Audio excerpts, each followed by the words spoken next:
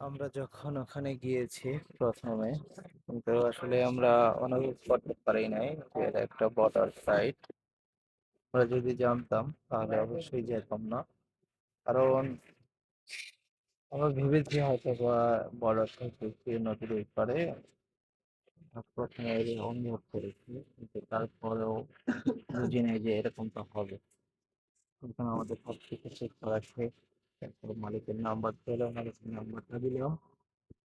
তারপর আমাদের বাস টার্নিং দিয়ে ছেড়ে দিয়েছে, চলে আসলাম আমাদের বাসায়। আমাদের বলে দিয়েছে যে পরবর্তীতে এখানে আসলে আমাদের সমস্যা হবে, কিন্তু আমরা তো ওইভাবে যেহেতু ভাবি নাই, যে আমরা ভাবিছি এটাই যে এখানে আমাদের যে বাউন্ডারি, কিরগিজস্তানের বাউন্ডারির ভিতরেই আছি, কাজাকিস্তানে যাই নাই। তারপরেও আমরা সীমানা থেকে ম্যাক্সিমাম 2 কিলো ভিতরে ছিলাম। ভিতরে থাকার পরেও এরকম হয়েছে, যদিও এটা সতর্কতামূলক আমাদেরকে একটা প্রিপারেশন দিয়েছে, কারণ এখানে দ্বিতীয়বার যেন না আসে। কিন্তু আমাদের সাথে যারা ভাই ব্রাদার ছিল তারা তো একদম ভয় পেয়ে গেছিল। যখন সেনাবাহিনীর সিনিয়র পার্সনকে কল দিল, কল দেওয়ার পরে আসলো সাদা একটা গাড়িতে সিনিয়র পার্সন।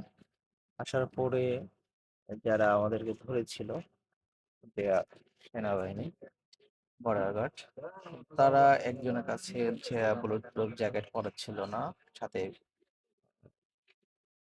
সেফটি গান ছিল না। সেফটি গান ছিল গাড়িতে, দ্রুত ওটা বের করতেছিল। তখন তো আমরা ভয় পেয়ে গেছি যে এই মনে হচ্ছে আমাদের সিরিয়াল দাঁড় করায় মেরে দিবে গুলি। গুলি করে দেখা আমাদের শেষ।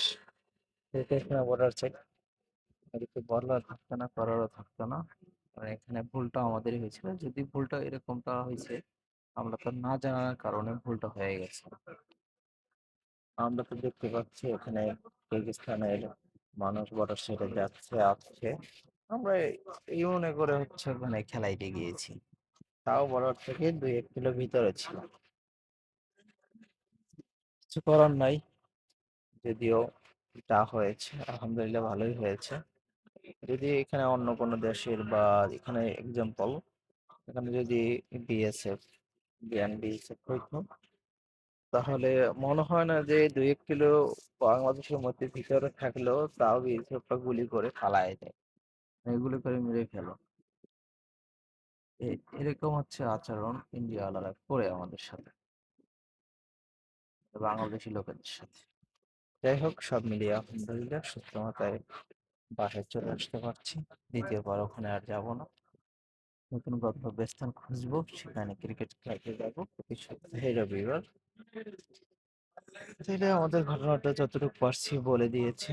ভালো থাকবেন, সুস্থ থাকবেন, এবং ওয়াটার সাইটে বলবো কেউ যাতে না যান। যেই দেশেই থাকেন না কেন, ওই দেশে কোনো ওয়াটার সাইটে আপনারা যাবেন না, তাহলে আমাদের মতো বিপদে পড়তে পারেন। ভালো থাকবেন সবাই, সুস্থ থাকবেন। আবার পরবর্তীতে ভিডিওতে কথা হবে এবং দেখা হবে।